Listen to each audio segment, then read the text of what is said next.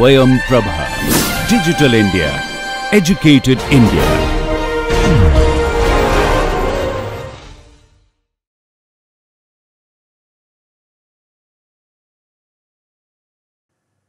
Hello everyone, welcome back to Optimization in Civil Engineering. In our last class, we started the discussion on multivariable optimization. While discussing, we indicated that multivariable optimization could be without constraints or it could be with constraints. Now, without the constraint, we have already discussed in our last class, and we have seen how we can use the necessary conditions and the sufficiency conditions to evaluate the optimum point and find out the optimum value of the objective function. Now, optimization problems are not always going to be without constraints. Many a times, the optimization problems are going to have constraints. So, today we are going to discuss about the multivariable optimization problems with constraints.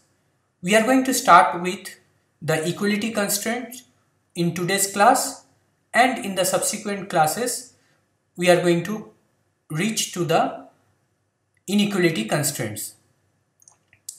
To understand the equality constraint, let us first look into the general formulation of multivariable optimization problem with equality constraint. In this formulation, you will see that the objective function still remains as a minimization or maximization, and it includes the n-dimensional array of variables, and for this n-dimensional array of variables, it is actually a multivariable optimization problem. Now, coming to the constraints, you will find that in this case we have constraints that is equal to hkx equal to 0, where the constraints are of total m numbers, and as I had indicated earlier, the capital X stands for an array of variables of n dimensional. So in this case we see that there are m equality constraints and n variables. In this case, if we find that the number of equality constraints are more than the number of variables, then we have overdefined the problem. And if we overdefine the problem, we generally do not have a solution. But on the other case, if we underdefine a problem indicating m is lesser than n, then we always have a chance to solve the system of linear equations and obtain certain variable values, and we can use it in our advantage to solve the optimization problem. If it is not a system of linear equation, things can get difficult and the solution process is not going to be easy. So let's look into some of the solution methods that can be employed to solve a multivariable optimization problem with equality constraints. These solutions methods are as follows: direct substitution method, constraint variation method, Lagrange multipliers method. In this class, we will be discussing these three methods. Today we are going to discuss the direct substitution method.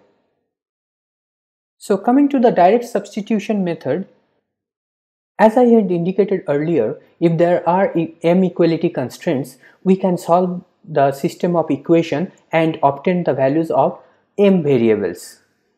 However, in this case we had n number of variables, and if we see that n is greater than m, so we still need to solve for the n minus m variable. Now m constraints can be effectively used to solve for the m number of variables, and use those variable value to replace it in the objective function to obtain an objective function with n minus m number of variables. And once we do this, we have already solved the constraint equations, which means that there is no more constraints for this n minus m number of variables. So our objective function becomes effectively unconstrained optimization problem, and we can use the unconstrained optimization problem solution method to solve this particular type of problems.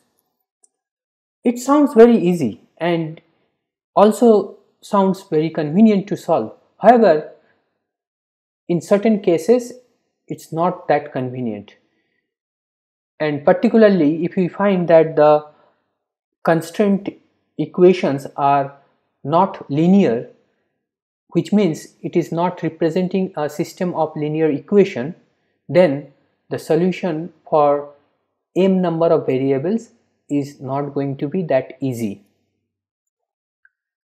and that will add in the complexity of the problem solution. So we'll look into those aspects through one of the example that I'll discuss today. Here you look into a problem where we are trying to fit the largest size box within a sphere of unit radius. So our objective is to find out what would be the dimension of that box which we can fit into that sphere. As we know, a box volume can be represented multiplying by its sides. So a particular box in three-dimensional, if we say, so here is a box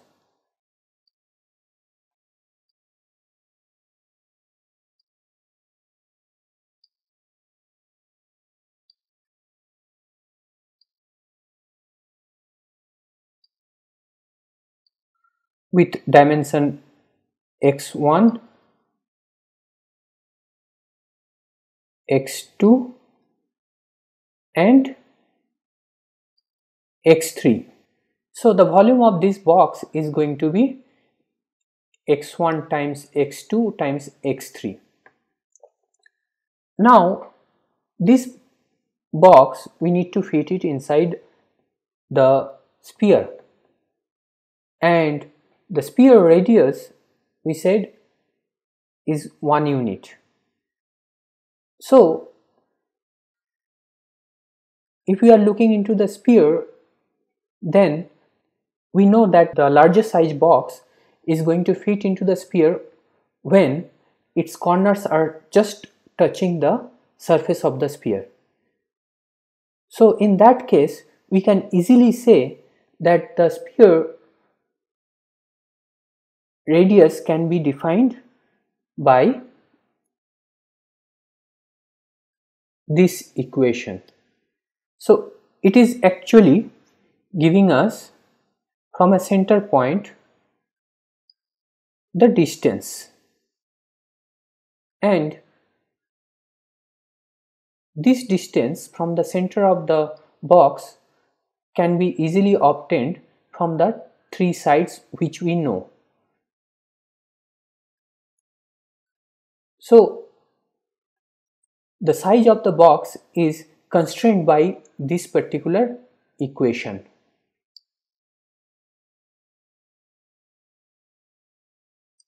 Now this constraint, if we try to solve, then we can easily replace one of the variable, which is in this case we are doing it for the x3.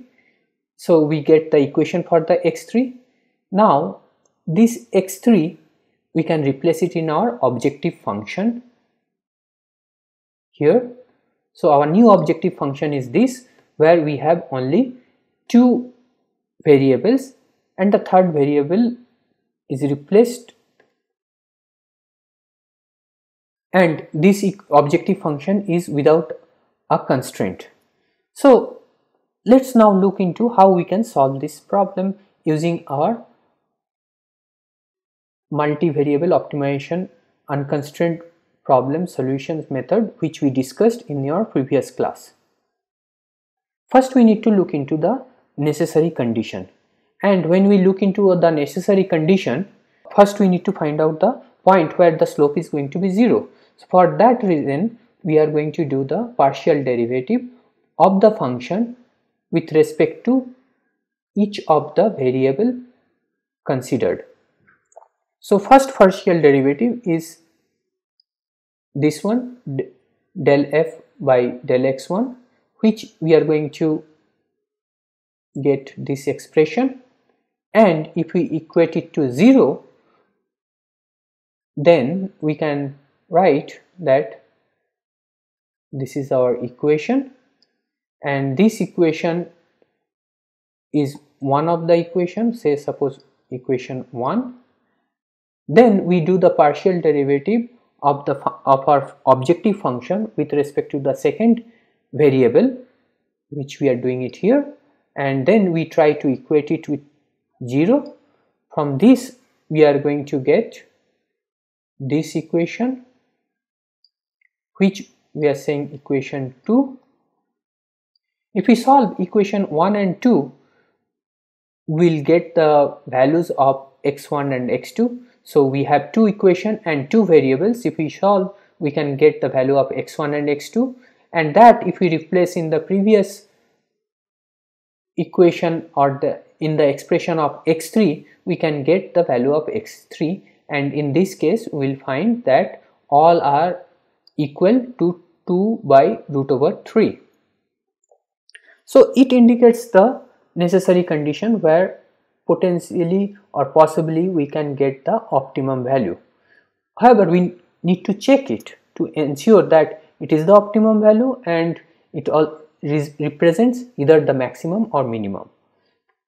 To check it, we need to look into the sufficiency condition. So let's look into the sufficiency conditions. So looking into the sufficiency condition, if we go back to our original problem, we had 3 variables and 1 constraint. We replaced one of the variable based on the constraint and made the problem a 2 variable optimization problem without any constraint. So we are looking into the revised problem, and in this revised problem we have 2 variables, and these 2 variable values are x1 equal to x2 equal to 2 by root 3. And the sufficiency, as per the sufficiency condition, we have to do the second order derivative of the function with respect to the 2 variables. So this is one of the derivative with respect to x1, this is the other derivative with respect to x2, and this is the derivative with respect to x1 and x2. Once we do this, then we can easily form our Hessian matrix. In this Hessian matrix, we need to check whether the Hessian matrix is positive definite or negative definite, or we cannot decide. In this case, if we check using the principal determinants, we will find that the Hessian matrix is a negative definite, and if it is a negative definite, we know that the function values which we have obtained are indicating to the maximum value. So the variables which we have chosen, x1, x2, x3, and the values which we have obtained for this variable, which is 2 by root 3, is going to give us the maximum function value at that point. And if we replace those values in the function, we'll get the maximum function value as 8 by 3 root 3. So this is going to be the volume of the box that can be fitted into a sphere of radius 1 unit.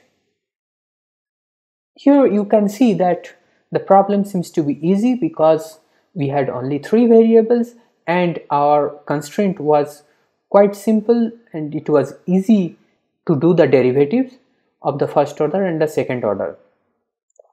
You can always imagine if the number of variables are more than 3 and the constraint was not in a linear form, then this evaluation or these calculations are not going to be this simple.